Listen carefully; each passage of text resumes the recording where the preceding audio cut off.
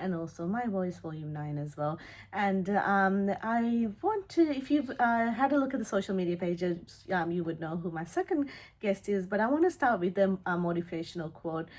You don't have to do everything perfectly, you just have to do it with purpose. And today's conversation about resilience, balance, and the strength it takes to show up in careers, in our families, and within ourselves as well. And some journeys are not about success, they're about service, sacrifice, and staying true to our values as well. Today in studio, I am absolutely honored to be joined by Dr. Cynthia Kanagasundaram. She is a UK trained consultant gastroenterologist. I'm going to struggle with that word today, but we're going to get there by the end of the show. A researcher and educator, Dr. Cynthia has worked at world-renowned institutions, including the University of Cambridge, and served on the front line during the COVID-19 pandemic as well. She's now based in Melbourne, and she works at the Royal Melbourne Hospital and is a clinical researcher at the Walter and Eliza Hall Institute, focusing on celiac disease and GI immunology as well. And she is also a proud Tamil woman, a passionate advocate for women in medicine, and a devoted mother of two beautiful kids. And Dr. Cynthia, welcome to Mindful Moments this morning. How are you? I'm fine. Thank you, Deborah. That's a very kind introduction. Oh, wonderful. And I'm so glad that you're here to share your inspiring journey with my listeners. I'd love to begin at the heart of it all. What inspired you to pursue medicine, and how did your journey shape the person and the doctor that you are today? Being a doctor is all about caring. For me, I chose gastroenterology because it's a marvelous specialty. It has huge variability. It's a huge flexible discipline as well. Mm-hmm. So, that decision to choose this specialty that had both complex intellectual complexity as well as being driven by procedural skills gave me that was the choice for me. Mm-hmm. But more importantly, for a female coming from an ethnic minority as well, mm-hmm. and finding that sense of being someone in the community, mm-hmm. it was something that was like my mother pushed me as well to mm-hmm. do. So I've never regretted that choice, and I also want to make sure that going forward that we're represented, mm-hmm. And so being in this position, it gives me that platform to be able to mentor the next generation of doctors. Mm-hmm. So I hope to be able to, empower females coming forward to choose a specialty like medicine, but also choose a subspecialty like gastroenterology as well. It is a very male-dominated specialty. It's also there's not as many ethnic minority females in the specialty, so I am in that unique position. That's one of the reasons I chose it. Wonderful, and it is a unique career, as you said as well, and I'm sure that journey may have been with a lot of challenges and memorable moments as well. And if you're looking out for a mentor, I'm sure Cynthia, she's very approachable. She's happy to have a chat with you as well, and the path that you need to take to become a gastroenterologist as well. And I want to ask you, as a mother and a specialist in such a demanding field, how do you navigate the balance between career, research, and family life? It's a really good question. There's no perfect answer, and I can't say that I've done it all correctly. Mm-hmm. It's a massive learning curve. I've had to take some time out for my children, mm-hmm. And I don't ever regret that. It was the right choice at the time to spend time with them because I never want to miss those moments. Mm-hmm. Those moments are special, and it's having that balance. But I'm also very fortunate in that I've got a huge support network. Mm-hmm. And for me, I wouldn't have got as far without them. Sorry, it makes me really upset when I think about it. But I'm so lucky to have wonderful parents who have supported me from day one to where I have got to right now. And also a very supportive husband who's also a gastroenterologist as well. So we have both very demanding careers. So if I said, it would be a lie if I said I did it all on my own. Absolutely not. I think as females and as females in such a demanding career, Mm. we have to be able to look for help and ask for help when we need it. And for me, my pillar of supports were my parents, as my brother and my husband. So I no shame in saying that, and they continue to drive me forward. Even to this day, they will be like, no, go take your opportunities, take it, we're here to support you. And that nurturing environment is what my children see as well. And so that supportive environment also has helped them grow, and I hope to see them continue to grow in that Wonderful. kind of environment. And those words are so powerful, because as mothers, I'm a mom to a 3-year-old son as well. He's with my parents now while I'm doing the show, when I do go into work as well, if I'm doing overtime. It's so important, as you said. I took a little bit of extra time when I had him as well. And society puts a lot of pressure for women to put your child in daycare, get back on it. There's nothing wrong with it. And some parents don't have that support system like I did or you did, a trusted person to leave our children to. And they do have to get back to it at work. But it is okay if you do have that financial stability to take that little bit of time off to be with your child. It is okay, and most importantly, ask for help. It could be a no at times, but most likely it'll be a yes, especially when you have a positive network or family who are able to step up. It is okay for to ask for help, and those two are so much such important things that women need to take in as well, and just give them that breathing space as well. I think it's a learning curve, because initially guilt played a huge component. When we were training, it's extremely challenging, and I was still heavily pregnant and doing procedural skills. And so you always have that worry, am I endangering my child? Or, but then as time has grown on, also leaving my children in the middle of the night to go for emergencies. But I've always had that guilt inside me. But I also know it's a sacrifice that we both have to make for me to be able to kind of grow. But I also know that they're in very good hands, and it's no different if I'm not there, my parents are there, my husband is there. They've always got that support network, so that I don't think that they've ever felt my presence not being there as it's not affected them as much as I thought it would. And so now going forward, I've been able to kind of accelerate a bit now, because they're now a bit less dependent. I've got a daughter who's 9 years old, and Rian, my son, is 3 years old. Isha, they'll both be listening very eagerly right now. But they're not as dependent on me, and I think that's because I've taught them at such a young age that they don't just need me all the time. So they are reliant on everyone else around me. So they see us all as equal, and that's worked massively in my favour. Wonderful. And I have heard of research that when mothers do follow their passion, whether it be work or something else, kids do become more resilient and adaptable as well, and they become adults who are able to follow their passion as well. So you are being a role model to them as well. And I want to ask you, creating that balance, as you've said, it's not easy, especially in fields where challenges go beyond the surface. Let's explore that a little bit more. What challenges have you faced as a woman in this field, and how have you navigated them with strength and confidence? As I said, getting onto medicine is fine, but getting into a subspecialty like gastroenterology, it is not as easy as some specialties. You would see a lot of females tend to gravitate towards general practice because it's much more it blends, it's easy to fit into family life. A specialty like gastroenterology is quite demanding because you are dealing with emergencies overnight. There is a long training involved, and it's quite surgically involved as well, and so traditionally it is a very male dominated specialty. And having trained somewhere like in the UK, I trained at Cambridge, it was very male dominated. I did have to tackle some extreme situations, but it built resilience. I learned how to tackle those parts. I persisted, and I got the skills that I needed to get out of it, and it I wouldn't say it was an easy one. It was challenging. It taught me a lot about, and it's made me the person that I am today. In terms of like the most defining point in my career, I would actually say it was the COVID-19 pandemic. At that point, I was a relatively new consultant. I had a young family. My daughter at the time, Isha, she was only 3 years old, and it was quite a precarious, a dangerous time as well, because we didn't know what we were dealing with. And both my husband and I are both frontline medics, both in inner city London hospitals. So we made that conscious decision to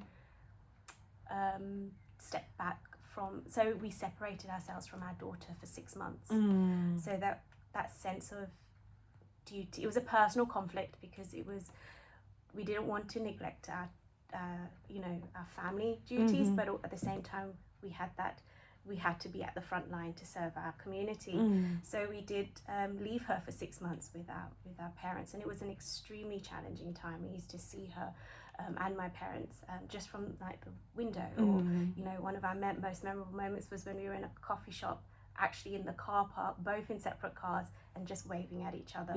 But whilst those moments were like sad, it was also very defining, and it made us resilient. It taught us how to be team players, and it also gave myself a sense of pride, I would say, but being able to give back to the community. And I think that was probably one of my most defining, challenging moments in my career so far. And COVID-19, it was a challenging time for everyone, and I think especially our frontline workers experience, we don't get the opportunity to hear what they've gone through and the sacrifices they've made. And hearing from you, at the tender age of 3, how challenging it would have been for her to separate from her parents, as much as she's loved from her grandparents. I don't think she was affected as much as we were.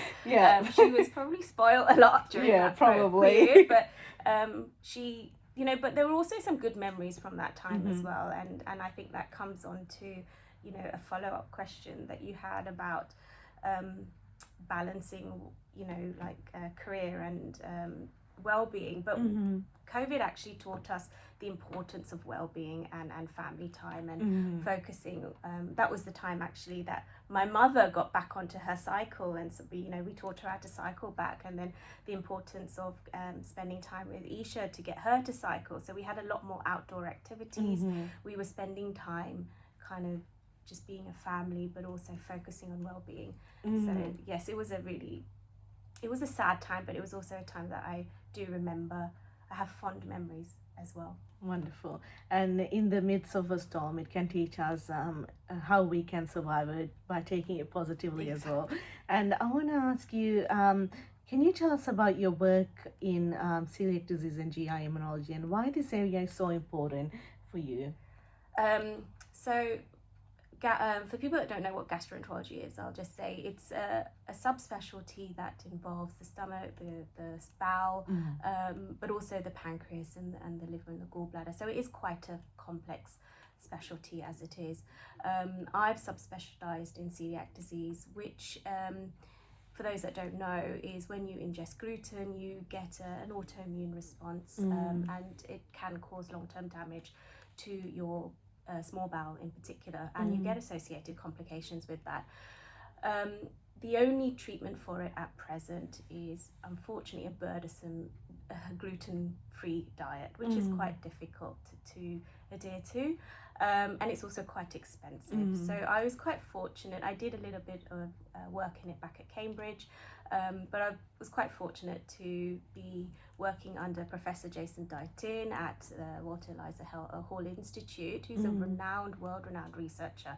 And I was fortunate that he's taken me under his wing actually, and we're now we're in the process of working on some possible new novel diagnostics for screening celiac disease, but also there could be some potential life-changing therapies coming up to the market within the next 5 to 10 years. So we work with industry as well to help facilitate that. So it's an exciting time potentially for patients with celiac disease.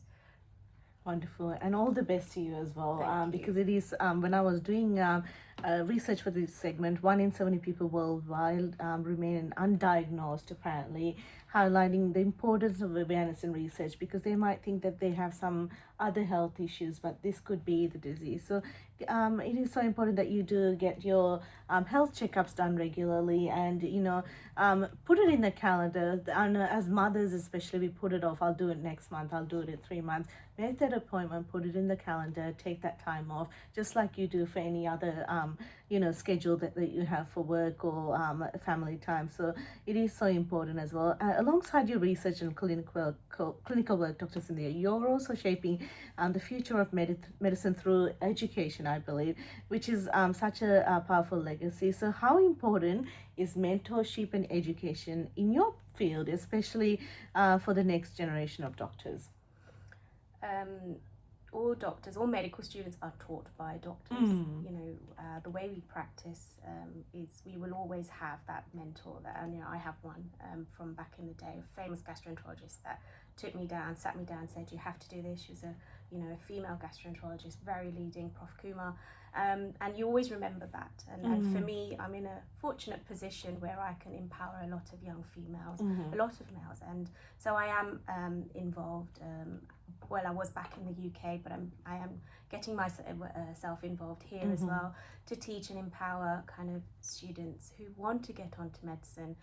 You know, help them show them the right path, what needs to be done, because it is community based as well. So you have to be out there, be able to understand as well that it is medicine is a lifelong commitment. So you have to be willing to make those sacrifices, and so that's what I'm there for, to be able to mentor those young minds, to be able to see, is this the right option for them? Wonderful. And as you said, it is a lifelong commitment to it, and you don't want to go, complete your studies and then realize, hang on, I don't have the lifestyle or option or support maybe to continue, especially for women. I guess you do need that support from your family to make sure that you're there supporting your patients as well. So mentorship often comes from your lived experience and the values that you carry as well. So I want to ask you, I'm from the Tamil cultural background, and my parents have influenced me a lot with regarding my values and the way that I do travel in life. So I want to ask you, what influence did your parents have? You did touch base on it, but in shaping your journey and your outlook in life overall. Yeah, so same. I was born and brought up in the UK, but my parents left Sri Lanka, left Jaffna in the early 70s. My father pursued a career in engineering in the UK, but it was my mother that shaped our future. She was the one that, pushed my father, but she's made a lot of sacrifices, and she's always been that pillar of support. And we don't, often thank. Mother's Day is coming up next week as well, and Dr. Cynthia is being getting emotional talking about it. But we do need, I'm fortunate to have. Sometimes parents do support until the age 18, but we've got a lot of parents, especially from, I guess, the Tamil culture. Our parents do. It's very much a cult. Exactly. Yeah. It's very much a cultural thing that my parents were from day one. They never forced me to do medicine. It was a career path that I chose, but they were always there to say, no, do what you need to do. We'll be here from day one to support you. And from the first day they dropped me in medical school to now, they still support me. So I'm forever grateful to them for that. And what are their names? A quick shout out. My mum's name is Geeta Kanagasundaram, and my dad's name is Sinnathambi Kanagasundaram. Wonderful. And you raised a wonderful woman, and I can see the values that you instilled in her has shaped her into the person that she is today, and the mother she is as well, and the mentor and leader that she's becoming. So we all need parents who do spend a lot of time instead of the material things, the things that the values and that can shape them after they're 18 and to the person that they're becoming. So it just shows how important parenting is, and the time that you spend with your child, especially that emotional connection that you give them from a young age, that shapes the person that they become. And moving on, behind every strong woman there is a strength of resilience, value and quiet strength that they bring into their career, and you can see that with Dr. Cynthia. I want to ask you, you're part of a unique dynamic, a medical household while raising young children. That balance is something many can relate to. What has your experience been like managing family life alongside a demanding career? This is something that we've touched on quickly, but especially how important it is to have a partner support in this field as well, because you do need that strong partner who is able to motivate you and support you to be a leader in your work. Absolutely. I think especially for females in such a strong or demanding specialty, you have to make sure you have that support at home. And that support at home also must come from your husband or partner, especially if you want to have a family. And I've already said that my husband Jonathan, he's also a gastroenterologist, in a very demanding kind of field. He's also an academic. So we've both had to make sacrifices, lot of sacrifices along the way to make sure we reach the goals that we want to reach. And so we've always been supportive of each other, and that's the only way for us to be able to make sure that we're present for our children as well. So there is compromises. There are events that we, both can't go to, or conferences that we, neither of us can go to. But we always try to work together to make sure that, we prioritize together what's important and what's not important. Wonderful. And it's about having the conversation and having someone who understands you as well. And, I'm guessing these are conversations that you had before starting a family, because once you start a family, it is, the dynamic changes and you're kind of overwhelmed with exhaustion trying to, get the everyday stuff done, especially the early years. So having someone, a partner that you understands you before you start a family, that is something that's really important as well. Absolutely. For a woman. Absolutely. For the specialty that we're in as well, with planning children, because we do have some radiation exposure, etc. So we have to plan it very carefully, and it's such a long training as well. So from graduating to where it took me 10 years. So you want to plan, and so you have to have a partner that's supportive and understands that from the outset. So that's really important for females who are quite career minded. Wonderful. And I can see that you've got a beautiful little cocoon that's holding you together to Absolutely. be that beautiful butterfly that you are today. And I want to go into a fun rapid fire round before we close today's segments. And thank you so much for opening up your heart and sharing your journey with us, because it is so important that women hear other women in leadership positions or in careers that are demanding, but still sharing their honesty in how they are balancing it as well. It's not about showing up and rushing through every single day to get to your goal. It's about taking those little breaks, getting those supports, and taking it slow. As you said, it took you 10 years from graduation to become a professional and leader in your skill. Yes. And that is a long journey, but when you take it a day at a time, you're achieving your goal, but being there for your family and being there for yourself as well. So that's beautiful.